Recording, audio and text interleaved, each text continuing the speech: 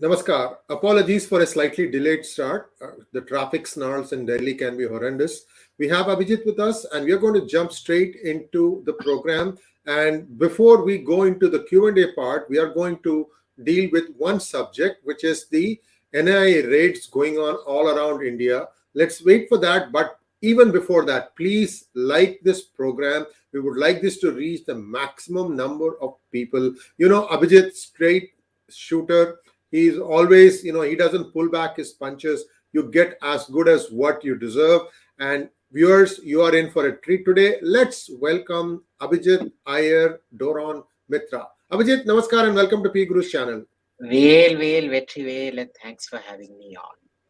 And Vetrivel, Veeraver, welcome to you, Abhijit. And yesterday, NIA raided, I believe, 6 states and various modules, ISIS, PFI, and many were cleaned up or at least taken into custody. So this was a pan-India operation from what I could gather. And we had a monologue also. Abhijit, was this something that was a long time in planning? What are the challenges that NIA faces when they don't know, especially nowadays, the modus operandi is commit the crime somewhere, disappear to another state? You know, how immediately it becomes a multi-state search. So remember, the first thing we need to remember is, you keep hearing stuff like, the rest of India is really bad, but the army is really good. The rest of India is really bad, but the judiciary is really good.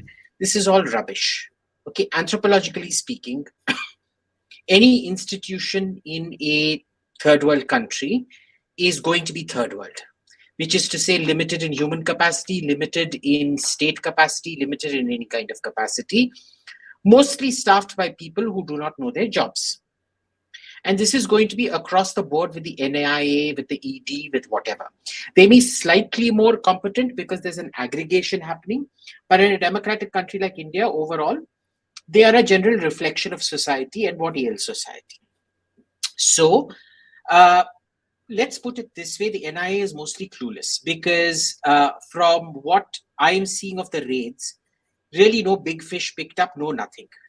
Okay, these are just raids because in reaction to an outrage. Has PFI been banned yet? No. So what exactly are we expecting out here? This is just tamasha for the sake of tamasha and nothing more. All right, let's go to the questions and let's see. We have a lot of questions lined up for you, Abhijit. Let's go with Abhishek wants to know, Abhijit sir, what was the trigger moment when Saudis and Emirates realized that their mission to spread radical Salafi Islam had gone too far and they need to end this? Look, it wasn't a moment. It was more of a generational change. Right? It was a generational change that happened. Because remember, the Saudi royal family, this is the third Saudi state. The Saud family had captured large parts of Saudi Arabia on 2 occasions before, and they collapsed spectacularly. And one of the reasons they collapsed was external intervention. So the first thing they did in the third Saudi state was get an external guarantor very quickly. In this case, it was America. The second thing that they did was they realized that, the compact right from the first Saudi state was between the Saud, the ruling Amir of the Saud family, and the Riyadh region, what is called the Najd, and Ibn Wahab. Now, that is why they're called Wahhabis in that sense. Now, the thing about Wahhabism is, it is an actively proselytizing faith. They are Salafis, so they consider most of the other denominations to have strayed from the path. Now, the problem with this is, in other places where Islam might have calmed down, Wahhabism served this, or rather Neo-Salafism served this thing to bring up old debates that people considered settled. And obviously this was done militarily. And the first problem that the new Saudi state, the third Saudi state faced was when the Ikhwan, who were the primary fighters of the king, decided to, after they liberated Saudi Arabia, decided to go liberate Iraq, which was a British protectorate at the time. And the Saudis were like, oh my God, no, what are these idiots doing? They're going to go bring the Brits in, and the Brits are going to regime change us just like the Ottomans did before and things like that. So they decided enough is enough, and they went and killed the Ikhwan. Now, to kill the Ikhwan, they needed some kind of a compact with the ulema. Because the ulema were like, boss, they are doing exactly what you started out to do. How can you do this? You can't tell them, for political reasons, stop now. You have to go the whole hog. And so the agreement, the compact that the Saudi state reached was that the ulema will support the king they will validate his political limitations and things like that religiously. And in return, the Saudi state will not take action against these people. They will just keep exporting them abroad, which Saudi Arabia did for a long time. Now, the problem in all of this was that it led to a lot of external terrorism, and this was the compact of the Saudi state between the Ikhwan, between the ulema and the Saud family. Now, what happens is the environment for all of this was encouraged through the indoctrination system in schools and things like that.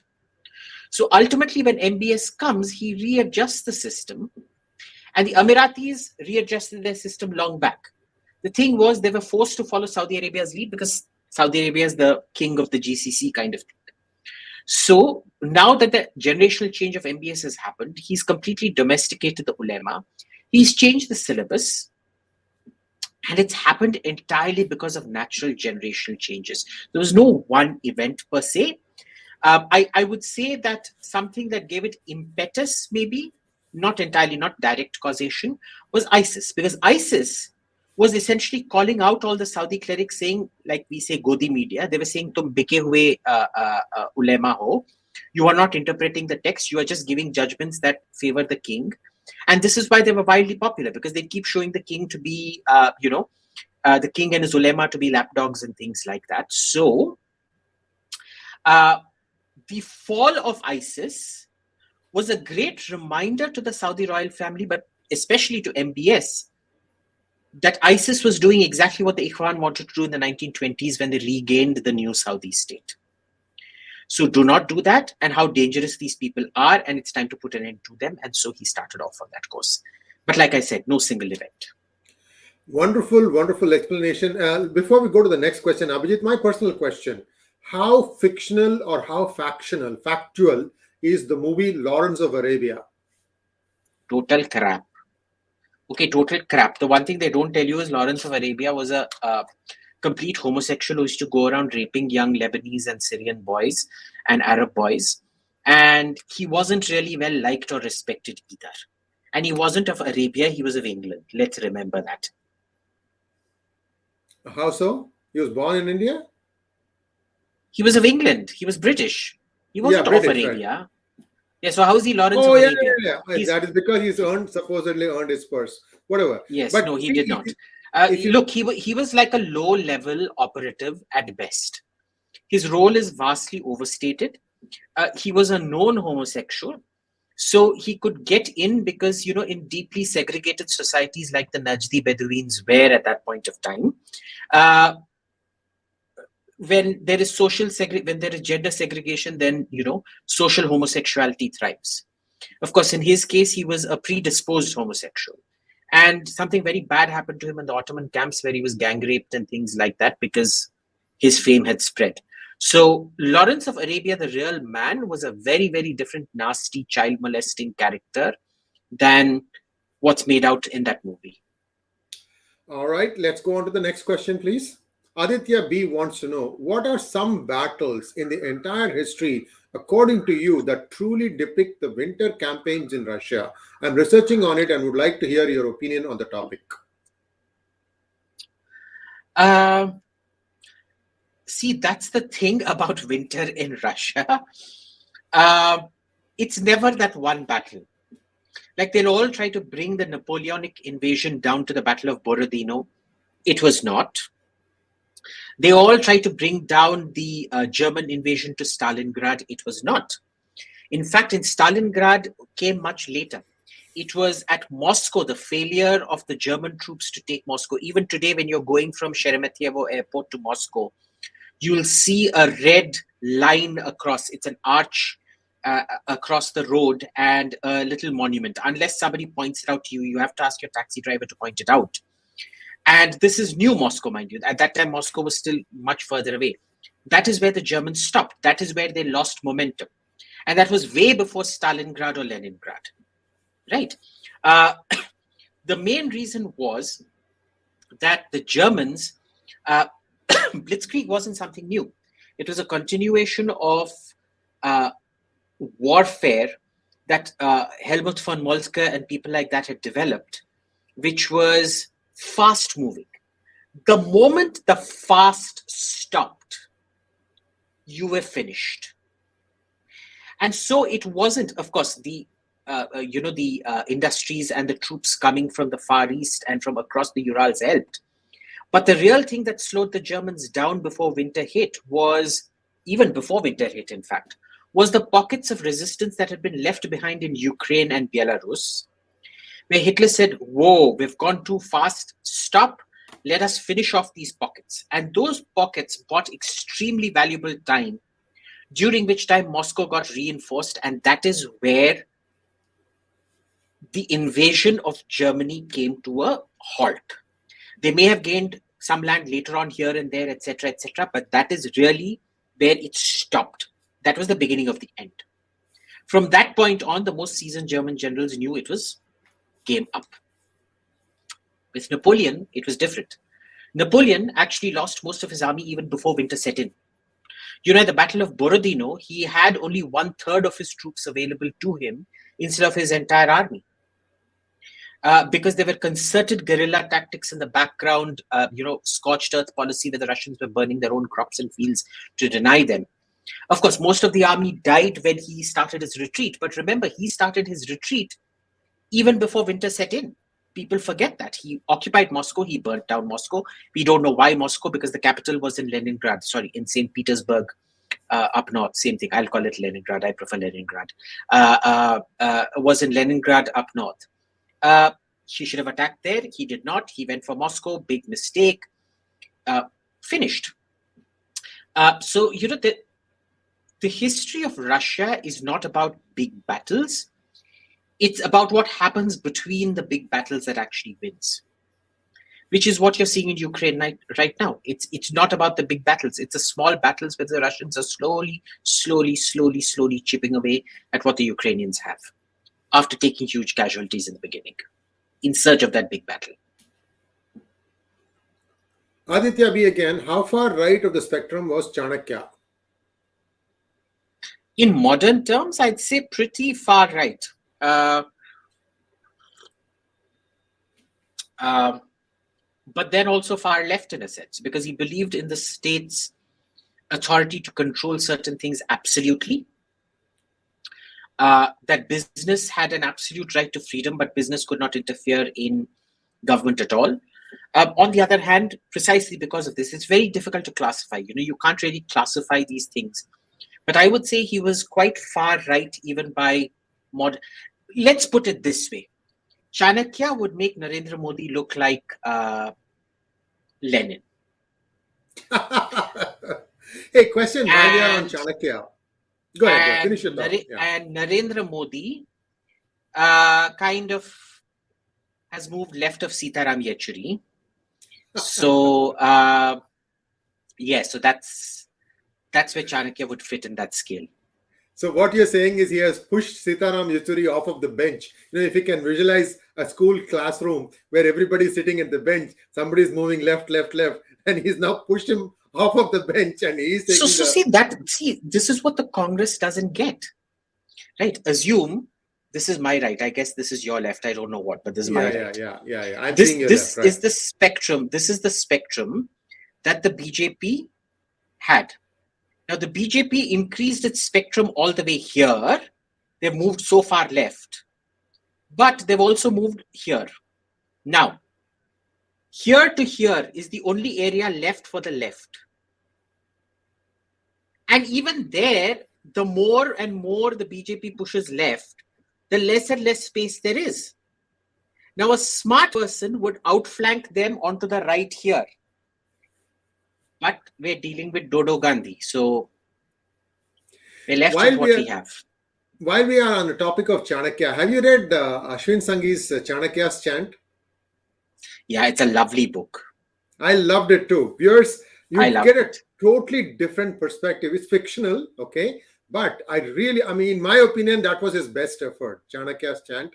And more power to you, Ashwin Sanghi. I hope you write more books like the Chanakya Chant. I have not read the last one, but the Mazda thingy. But before that, I've read all his books, and he truly deserves to be called the Da Vinci of Indian Itihasa. Of course, there are other worthy contenders to that, Amish being one, Amish Tripathi. Then there's also Ashok Banker. There's Amish, not Amish. Amish are those crazy folks in Pennsylvania, the Dutch Amish folks. Amish Tripathi, yeah. Amish. Sorry, Amish. Not Amish. Amish are the people who say, ja, guten Tag, wie geht's? And things like that. Well, viewers, if you want to get an interview of Amish by me, I interviewed him a few years ago. That's on PGurus. You can watch that. That was before he moved to London. I think now he's in London, but he's still continuing to write. I love his books also. Anyway, I just thought I should mention that. There's lots of stuff that you can read today. Read though. Read. Don't miss a chance to read. Don't look at the cricket highlights. You can get more by reading than watching cricket. Follow Mr. Abhijit Iyer-Mitra. He's doing something right when he ignores cricket. Next question, Abhijit, from Mandar Karnik. I'm seeing trend that USA is trying to do a peace deal with Russia and concentrate on countering China. Your thoughts?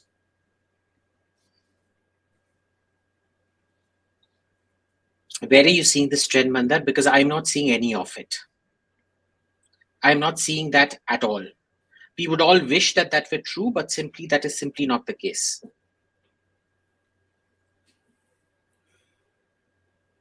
Mandar, there is one big scandal that is still under the wraps, which is called as Privat Bank, private without the E, Privat Bank of Ukraine, where it is alleged that the founders took all the depositors' money and brought it into the United States between 2008 and 2016. Yes, when Mr. Biden was the vice president, and that money has been invested in land, real estate in Florida and some other states, and there is something there that is cooking. Just wait and see what happens. Okay, next question, please. Mandar Karnik again. Why is the Indian Air Force singularly unable to replace MiG-21 and induct Tejas? See, the MiG-21 is the saddest saga in all of this. Do you know how many MiG-21s we produced in all? Take a guess, Shri. Okay, 1,000? I'm opening up the comments. How many people in all for the next 1 minute? Yeah. You're going to guess how many MiG-29s India manufactured domestically. Start off. Come along. Type. MiG-21. MiG-21. How many of them did we produce locally? Start typing. Yeah. Start typing. I can't see. 400, 2,000, 200, 400, 400, 300, 580, 0, 112, 300, 20. Come along, Anand. Not 25. 125, no. 1,800. Yennappa, Sumu Karun Raghu. No. Abhinav Gokhale, 0. No, you get 0. Karthik VP 830, okay. Levi Ackerman 1000. Okay, the winner is Arijit Roy and Vidya Amirapu 900. Wow. We produced 900 MiG-21s in this country, and we still could not reverse engineer a single piece of it. Not an aircraft gun, not a radar, not an engine, nothing. Okay. Why the instructions were in Russian? No, it's just that, we did very stupid things. The committee, I forget, what was the Russian admiral's name? It was a German sounding name of the Russian air marshal. Vexelberg? I forget. No, I don't know. Anyway, when they first came, Manoj Joshi was telling me this, my former boss. When they went to inspect, when all the crashes were happening, when they went to inspect the engine production line. Within 2 minutes of walking in, that general said, pull that engine down from the hoist. It was lowered down from the hoist. He said, the ball bearings on this are all wrong. Why have you put this here and why have you put this here? And then the engineer came up and said, well, this is a modification we made, etc., etc. He's like, are you mad? This is completely screwing over the weights. It's completely screwing over all these other functions, because he knew the MiG-21 in and out. Now, remember, this commission took place in early 2000 or late 1990s. At this point of time, a Russian general knew more about the plane and how it was interconnected, and one functionality led to another, than an Indian engineer who was working on the plane. So there were huge problems with that. We never understood, we never absorbed lessons. Now, why have we not been able to? There were many attempts to. The Mirage 2000 initially was the first attempt. The production line, when we signed the contract, we signed so that we would be able to produce up to 126 more Mirage 2000s. For whatever reason, that was not carried out. Okay, the main reason was, and I've still heard Air Force officers to this day tell me, do you know how much it costs for us to maintain the Mirage 2000? Guess what? This is the same example that was used. When Victoria Nuland came and said, we will help you replace all your Russian weapons. You know what the Indian thing was? But Russian weapons are cheap. The main reason the MiG-21 continued is because it was cheap. We wanted a paper capability because it was cheap. Now, it doesn't matter. The MiG-21, if it's used the right way, is a potent plane. Look at the Russians. They took such heavy losses in the first phase in Ukraine. And they've turned the tide. HIMARS doesn't work anymore. You don't hear about Switchblade anymore. You don't hear about the M777 anymore. You don't hear about the Bayraktar drone anymore, etc., etc., etc. The Russians can do it, but it's a heavy loss accepting strategy. Okay, can we do it? I doubt that very much. So the Mirage 2000 was the first. Then they renewed interest under the MRCA project. And again, they resurrected the Mirage 2000 ka proposal. By this time, it had become significantly cheaper. Not really, but anyway, significantly than the previous this thing. So then what happens is, all of a sudden, one fine day, I've actually seen the original document. It was about 10-15 inches thick. And they proved that the 126th plane to be manufactured in India would be a full 25 to 30% cheaper than one manufactured in France. The day they submitted it, the very next day, and this was an extensive study they had done, what happened was the government scraps the entire thing and they go in for the medium multi-role combat aircraft, because by this time they know the Sukhoi is failing. Ask yourself, if the Sukhois are deep strike aircraft, why was the older Mirage 2000 used for Balakot and not the Sukhoi? Okay. And they want a Sukhoi replacement, because that is exactly what a Rafale is. A Rafale does exactly what a Sukhoi does, just the Rafale does it much, much better, and it's much more expensive than a Sukhoi. It doesn't have the same range as the Sukhoi. In India, it probably has a better range than the Sukhoi, because the Russians don't tropicalize their engines. They can't. But that's what it is. Now, in order to compensate for one failure, you continued with another, old obsolete aircraft, and the results are beginning to show. Tell me one other major air force that operates 7-8 combat types. Today, how many combat types do we have? We have the MiG-29. MiG-27 has finally been retired. So MiG-29, MiG-21, Sukhoi 30, Mirage 2000, Rafale. What else do we have? LCA. Soon we're going to have AMCA. Then we're going to have TBDEF or whatever it is. Plus, you will acquire a new naval fighter, which the Navy is very clear they don't want the Rafale. So you will have a 9th type. And you will have one more foreign purchase of a 10th type, because you desperately need a single-seat fighter, which the Air Force won't tell you this. They'll all go around saying Tejas, Tejas, Tejas. The question then is, why haven't they acquired 500-600 Tejas, the kind you require? I mean, if you produce 900 MiG-21s, you'd assume that that's at least half that number is what you'd need to replace them. No. How far can a Tejas fly, distance-wise? It depends. It really depends on flight conditions. 1,000 kilometers? Maybe not that. I'm not going to say it out loud, but I've heard some quite abysmal figures. Where is the fuel to accommodate 1,000 kilometers, boss? It's tiny. No, that's why I'm just asking you a number. That's all. No. Let's not get into numbers. It's quite sad. So isn't the emphasis now based mostly on guided missiles rather than having fighter aircraft, Abhijit? Yes, but maneuverability is still important. Right? You will mostly fight beyond visual range. Okay. But why is it that the F-35 or the Rafale or the Eurofighter have such good maneuverability? Everybody was making fun of the F-35, saying it's not a maneuverable plane. It's a very maneuverable plane.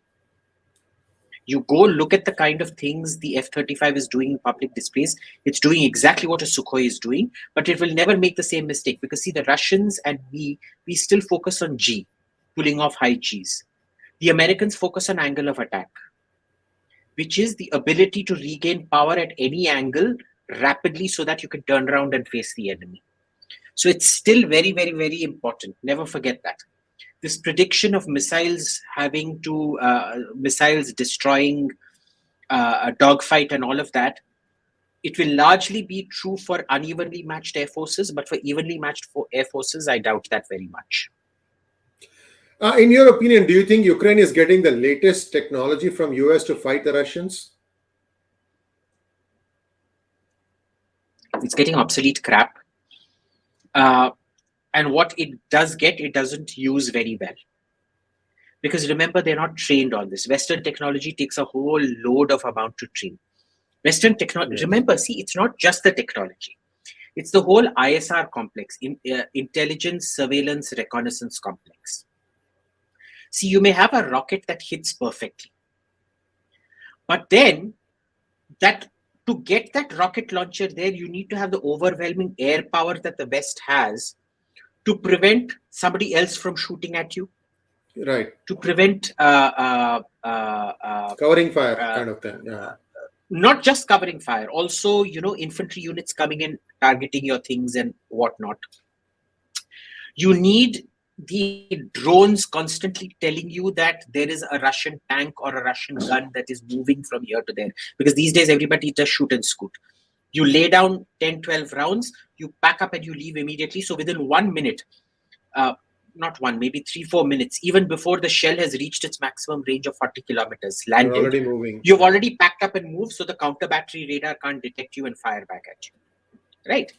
So who's going to tell them all of that?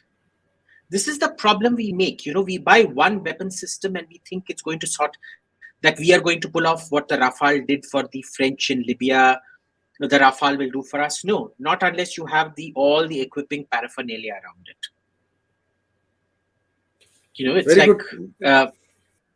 It's like buying a Mercedes without having the money to pay for its maintenance, to run it, and without having a driver's license. I mean, the Mercedes isn't going to drive you. You need a driver's license at the end of the day.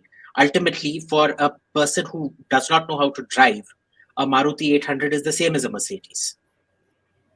Right? For a person who can afford a Maruti 800, is he going to be able to afford the servicing of a Mercedes? I doubt that very much. If you know your mechanic can repair a Maruti 800, does he have the requisite training that 4 or 5 years in Germany that you require, full-on computer engineering, whatnot, to be able to repair a Mercedes? No.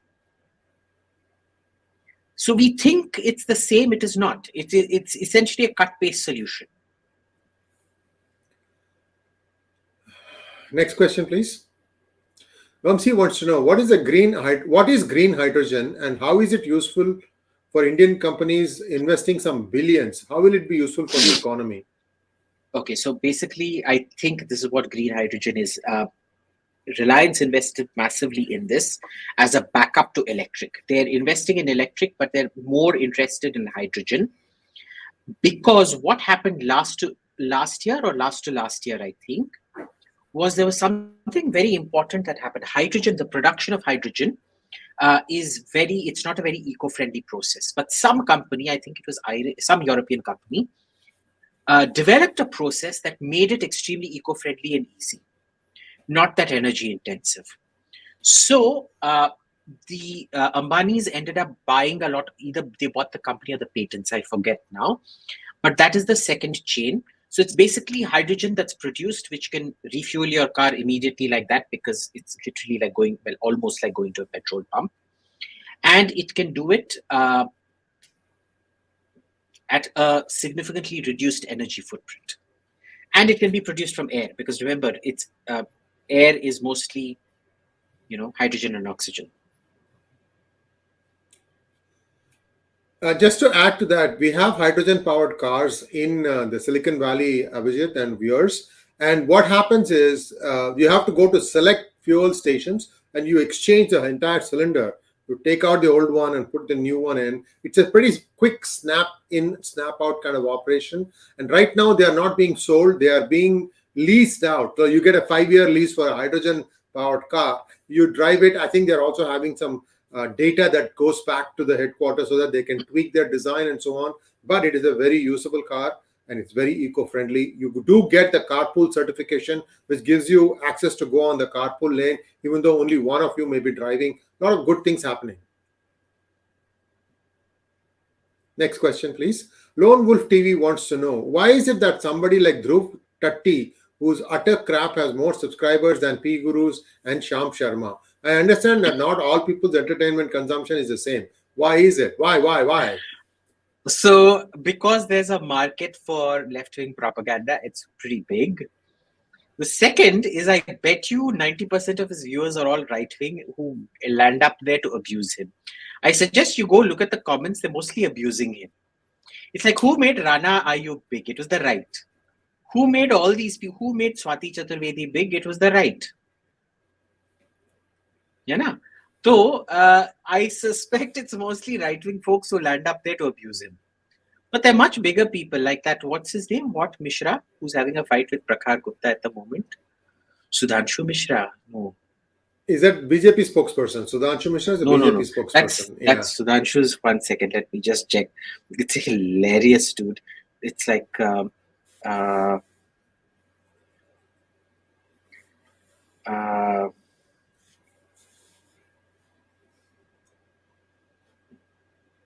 1 second.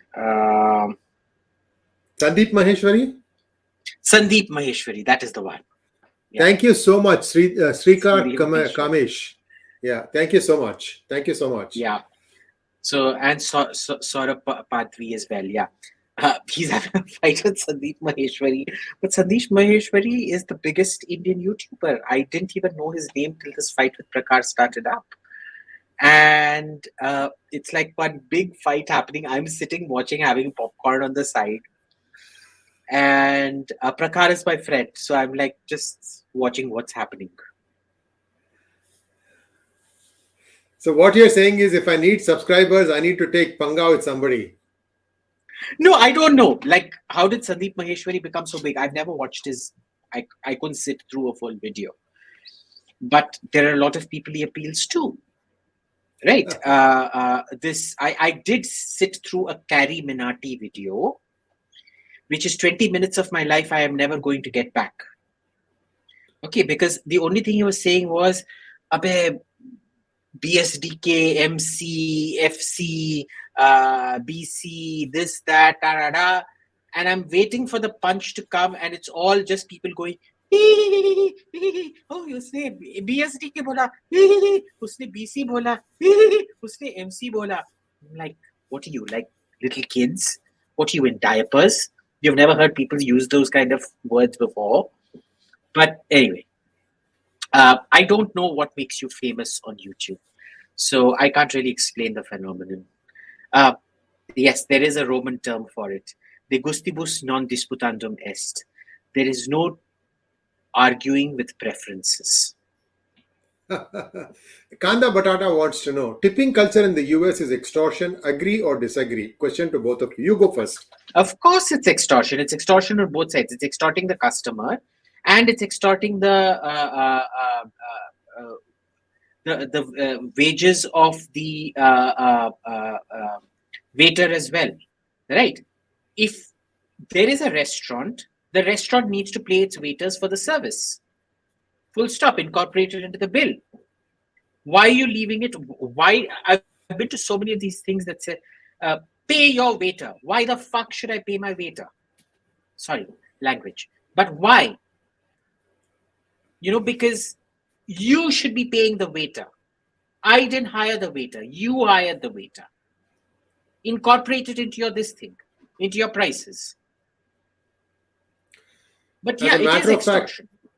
Restaurant owners actually exploit their waiters by not giving them, they give them below minimum salary. In fact, that minimum salary requirement of law as a law in US is mainly because to help save some of these workers who are completely being shafted by the restaurant owners. And they were saying that you get tips, that is 15% of the bill. And I give the bill and the guy is expected to tip you 15%. Be happy with that. So there is a lot of merit in what Abhijit is saying. I think in all these things, the person who's really getting shafted is a poor waiter. No, it's actually the consumer. I'll tell you why. Well, that's true too. Yeah. Because the waiter, there is no responsibility on him or her to deliver good service. Okay, there is no quality control effectively. Whereas if you pay your waiters, there's fundamentally a quality control. Here, you're delivering a service or not delivering a service. And even with crappy service, you expect a tip.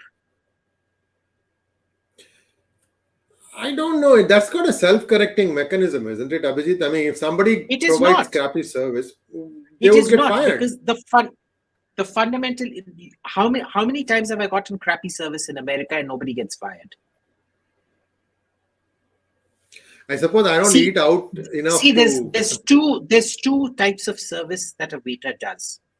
One is the back office, what he does in the kitchen, which is, does he take the orders correctly? Does he not break cups and plates? And then there's the service he does with the customer, which is, does he recommend the right things? Does he serve you politely, nicely? Does he help you through the menu? Is he attentive to you, etc.? Now, they give you basic minimum for the service you provide at the back of the ground. In the front, you are stuck with a tip. You have no option other than to pay the tip.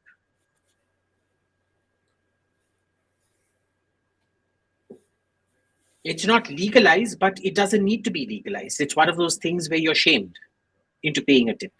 True. Will you ever walk away? Yeah. Will you ever walk away from a restaurant without tipping in America? Yeah. Even if you've got an absolute crap service. No, that is true. You have to tip. So where's the quality control here? Yeah. So where's the quality control? And Kujo Jotaro wants to know, why is PFI always compared with RSS? Recently, Bihar SSP also compared PFI with RSS. Are there any similarities between the two? Zero. I don't know why he did, but go ask him. So there is a tendency, not just in India, but also in the West, to try and drag RSS through all these things, like it's a militant organization. Everything. RSS is Al-Qaeda, RSS is the Hitler Youth, RSS is the SS. There is only one alphabet separating RSS from SS.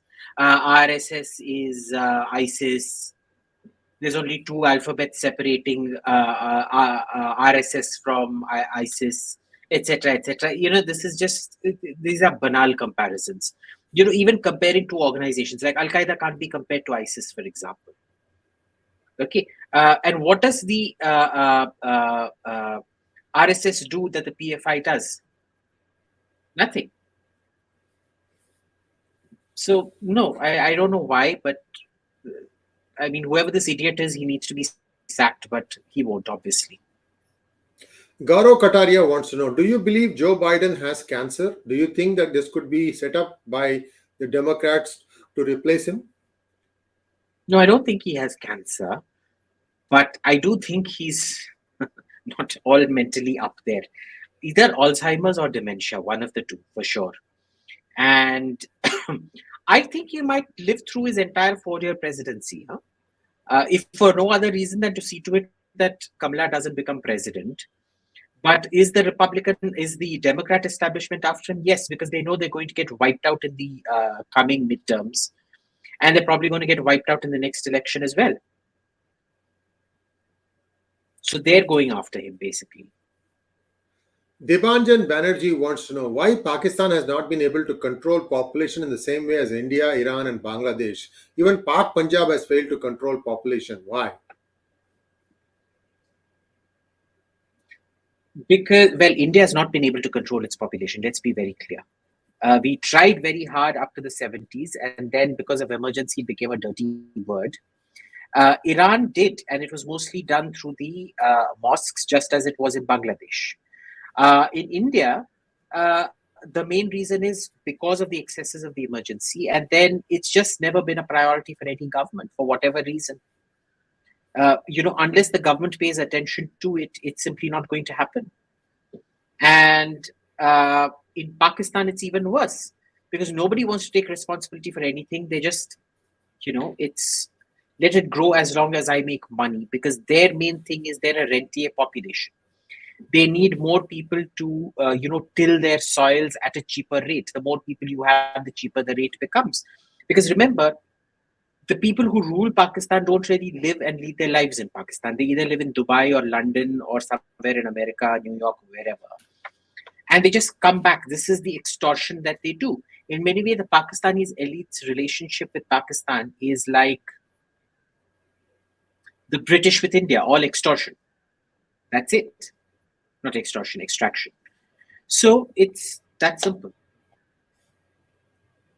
Next question from Sachin. Margaret Thatcher, best or worst PM of the United Kingdom? The absolute best. She gave Britain another 100 years of relevance, albeit temporary relevance, not temporary, middle relevance. But what she did for the economy was to completely rejuvenate it in a way that nobody else prior to that had done, not even Tory leaders, not Heath, nobody. And she, maybe not 100 years, but she gave it another 50 years of relative glory. Because she got rid of all the coal mines and things that simply weren't producing money, that were just being kept running for the sake of running, and turned it overnight. She turned London into a financial powerhouse overnight. And she fixed this. So you go to the French still have this fixation that the state needs to own manufacturing capacity. She said, no, if I continue with this, I'm going to go down a hole and sink quicker than I can. I can't afford this manufacturing capacity. So she said, screw manufacturing.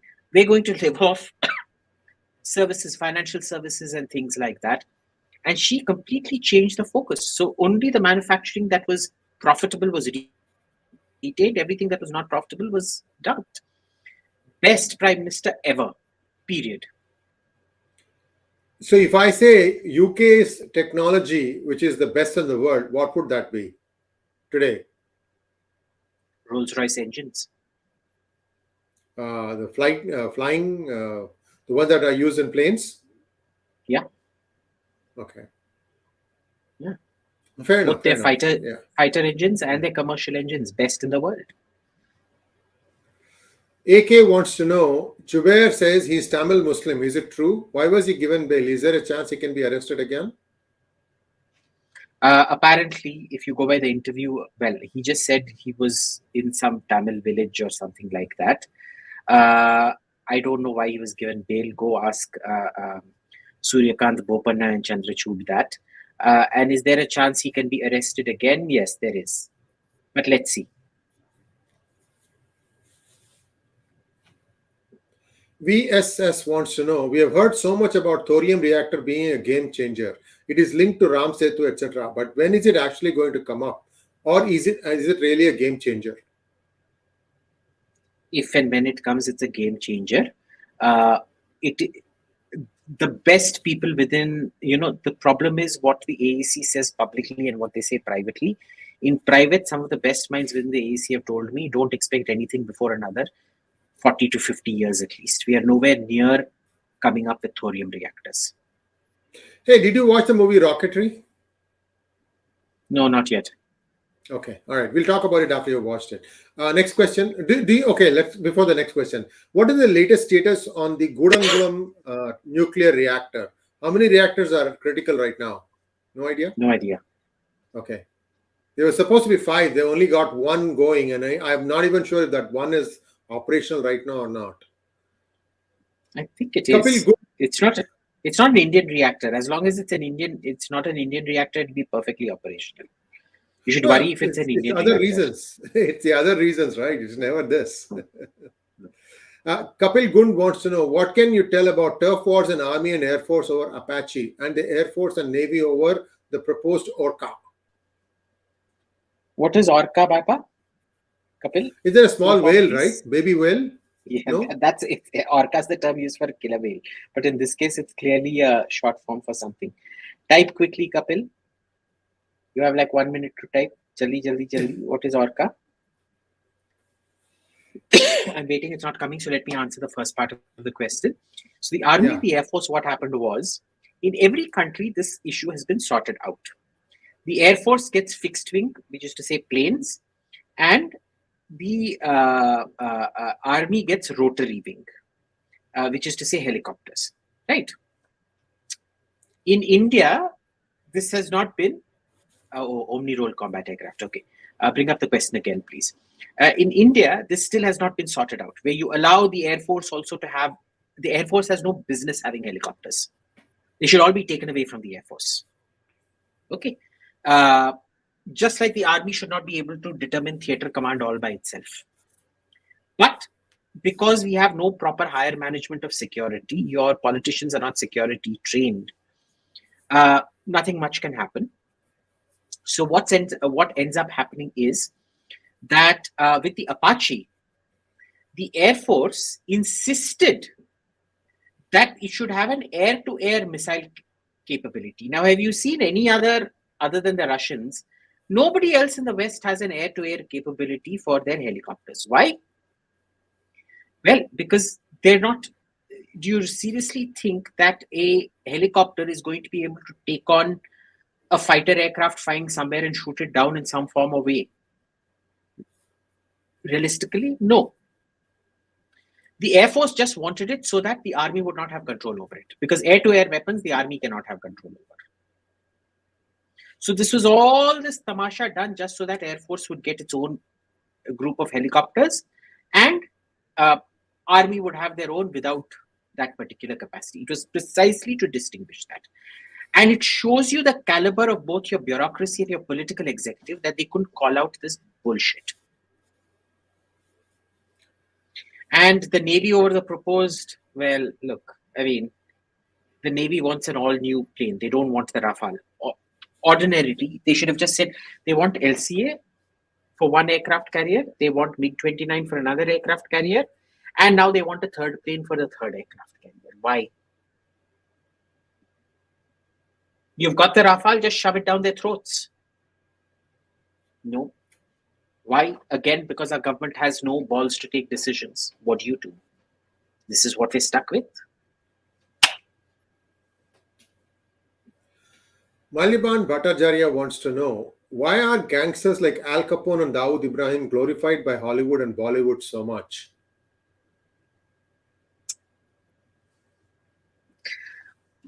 Well, look, there's always this thing about gangster cool, right? It's a phenomenon that they fought against the system. And therefore, there's this. Robin Hood wasn't, if he existed in that period of time, he did not, but if he existed, highwaymen were really horrible people. They used to kill, rape, murder. Even knowing that, Robin Hood became a very popular story in England. Why?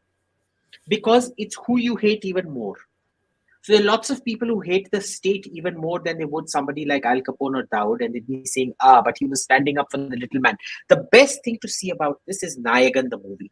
It's a Kamala Hassan movie, Nayagan. Go watch it. The equivalent in Hindi is Dayavan, I think. Dayavan. Is it? Equivalent in Hindi. It was made in Hindi. Okay. And fantastic songs, by the way. Ilayaraja, no? Yeah, Ilayaraja. Incomparable Ilayaraja. Amazing. And I don't think A.R. Rahman matches up to Ilayaraja. Ilayaraja different styles, Abhijit. I disagree. I disagree. Ilayaraja is Ilayaraja. But in this particular case, also watch this other Narcos. You look at the number of people that were loyal to Pablo Escobar. Yeah. Why were they so loyal to him? A lot of people saw him as their savior. Just like this movie Nayagan, where Kamala Hassan, even though he's an absolute murderer, this, that, whatnot, he is seen as a savior. It's the same. There's this natural thing that there's some people who did not get affected. In fact, more people will be upset with government than they will, like, say, Al Capone or Dawood Ibrahim, whose reign of terror was only restricted to, say, New York and certain parts of New York and certain parts of Mumbai. Next question, please. Sai wants to know, hi Abhijit, what are your thoughts on the NEOM project, NEOM projects? I suspect it's a lot like what it is a Kickstarter, just like what Abu Dhabi and Dubai have done. Okay, you create infrastructure to create the economies of scale for local businesses to start, local manufacturing to start thriving. So in this case, it will be construction, it will be steel, it will be glass, it will be plumbing, it will be air conditioning, it will be entertainment systems, TVs and things like that. It will be smart control systems, it will be mobility solutions, etc. So it creates a whole ecosystem. This is why the urban development of our cities like Delhi and Mumbai, not just fixing what is already ugly, but complete fresh restart while retaining the heritage areas, is so important in kickstarting a domestic economy. You know, you can see this in Israel. In Israel, if you went to Tel Aviv 30, 40 years back, it was dirt poor, it was horrible. In fact, you know, I've spoken to Israeli commandos who said they would very often, I was having a chat with Ehud Barak, who was the former Prime Minister of Israel. And he had, he took part in that raid dressed as a woman to kill this terrorist in Lebanon. He was telling me when we landed up in Lebanon, we were like villagers going to the city and going, oh my God, neon lights. Oh my God, it's so posh. They were stunned at how posh Tripoli was. They were literally stunned. They had nothing like it in Israel. But today you go to Israel, because they started an urban renewal project of Tel Aviv and everything, it started with Herzliya, they realized it created whole new economies. It created air conditioning, it created, water supply, this, that, whatever. It created economies of scale, which built up the entire structure, and it was proper manufacturing growth. So it's cyclic. Right. So you get ahead of the green energy curve, you monopolize it, and then you have a start in it, and then you become an export success. So it's that kind of thing. So I think NEOM by itself as an urban program, one might have doubts about it. But as a infrastructure manufacturing capacity generation program, it's doing very well. And you look at some of the procurements that the Saudi forces are doing. Before, they have so many F-15s. Did they ever manufacture a single F-15 at home? No. The latest thing that they've done is they've bought these French patrol boats, and the contract includes first local assembly and then finally full local manufacture. So they bought in bulk. They bought 32 of these expensive French patrol boats, which will ensure that they have some kind of rudimentary naval construction capability. That is what is happening out there. It follows the Emirati model pretty closely, because remember, MBZ kind of mentored MBS. Shivam Goyal wants to know, what would be the difference between, as per living standards, India versus Australia in the next 10 to 20 years, as world has become so globalized and connected through internet? Look, living standards is different from globalization. In Australia, the quality of life is infinitely better than it is even for a middle-class Indian. Okay, your healthcare is free for you. You all get a Medicare card. Okay, you go there, it is because the government says, I'm a wholesaler, I'm doing bulk billing, therefore you will give me discounts, bulk discounts, etc. I never paid for medical treatment in Australia. Okay, you don't have to do sifarish for anything. You go see a doctor, no need for sifarish. Arey, iska ye mera ye hai, iska ye kaam kar do. You go for a government contract, there is no sifarish. You go to a college or university, there's no sifarish. Life is easy. You get around easy. The only place where it's tough, and for me it was particularly tough, is I had to clean my own house. Not cool. I have to do my own laundry. Not cool. So I hired this Syrian woman. She used to, lovely lady. I didn't take her interview, by the way. She took my interview. She comes into the house. She looks around. I'm like, oh, hello. I'm here. I know, I can see. She walks in ahead and she's like, is this carpet wool or silk?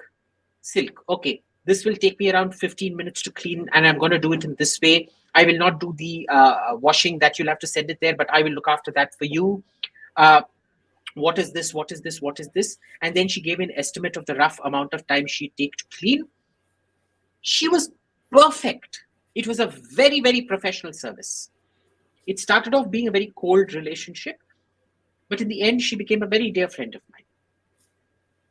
So they expect an extremely high standard of service, and because everybody does their job, there is no failure compensation.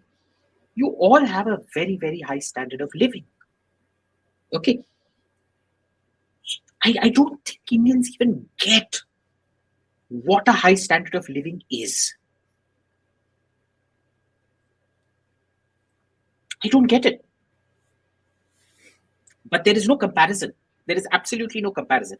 It's like a difference between heaven and hell, pretty much. Clean air. Everybody follows the road rules. Life is easy. You can't just get arrested for anything. It's just way. We all think we're very free, the same way a North Korean thinks that they're actually very well-to-do and free because they have no connection to the outside world. And it's because it's the difference between real life and real life. You see their life on YouTube and things, but you can never imagine what it is to live there. Lord Genome, or I don't know if it's Lord Gnome. Sir, you are against ideological state, but can a supposedly Hindu/Pagan ideological state's success or failure be compared to other failed Abrahamical monotheistic ideological states? If yes, why? I'm not entirely against ideological states. The question is, are you able to generate a myth enough that creates substance and salience? Okay. Religion can sometimes create religion very frequently with the Abrahamics. The point of Abrahamism was it created substance and salience in a way nothing previously had. Okay. Between them and the pagans. The issue is that enough to sustain? No. In the case of Hindutva, it is more than that, just the religion. That is why it is not a Hindu state. It is a Hindutva state.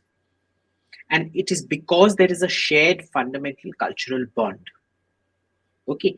Is that enough? No. Because remember, every great idea needs to be backed up by success.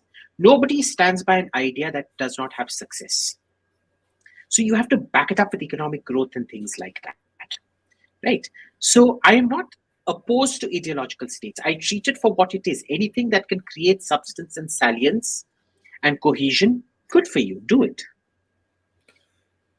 Viewers, I have a small request. This is the last question. And before we answer that question, I have a small request for all of you. The overflow, that is those questions that were not answered, will be done during the week on our channel too. And we request you to subscribe to our channel too. If you go through the description of this video, you will see a particular link saying that subscribe to channel 2, because that's where the overflow questions are answered by Abhijit. He takes a lot of time out of his busy schedule to answer these things. So the least we can ask you, because this is your question and you deserve an answer. So please subscribe to that channel, because unless you subscribe to that channel, you would not know when your question has been answered. We are caught up except for the last episode and today's episode. So we would like you to subscribe to the channel so that you get notification. You also have to click on the bell button. Anyway, this is the last question. Thank you so much. Prajwal Sonu wants to know, what is your opinion about pursuing Masters in International Relations in SOAS, University of London? School of Oriental and African Studies. Great. If you can keep your mouth shut. It is extremely left-wing. It is becoming extremely woke and lefty. If you can keep your head down and your mouth shut and just absorb what's being taught, fine. If you can't keep your mouth shut and you feel the need to express yourself, avoid it like the plague. But yeah, otherwise it's good, and you get access to their old boys network, which is also very good. Thank you very much, Abhijit. I know your throat is drying up, and we'll let you go now. And we'll discuss offline on when we can take care of the overflow questions. 𝗚𝗚𝙜𝙬 is a invocation to Lord Subramanya, who's the commander of the Devas forces. And anytime any king went to war, they would invoke the name of Lord Muruga for success. And 𝗚𝗚𝙬 �វីرவேல் is a continuation of that. So one says 𝗚𝗚𝙬 𝗚𝗚𝙬, the other one responds back as 𝗚𝗚𝙬 �វីرவேல். 𝗚𝗚𝙬 is victorious veil, which is the weapon of Subramanya. And Veera is valor. And anyone who has the weapon will be fighting with valor. Thank you very much, Abhijit. And 𝗚𝗚𝙬 𝗚𝗚𝙬 to you.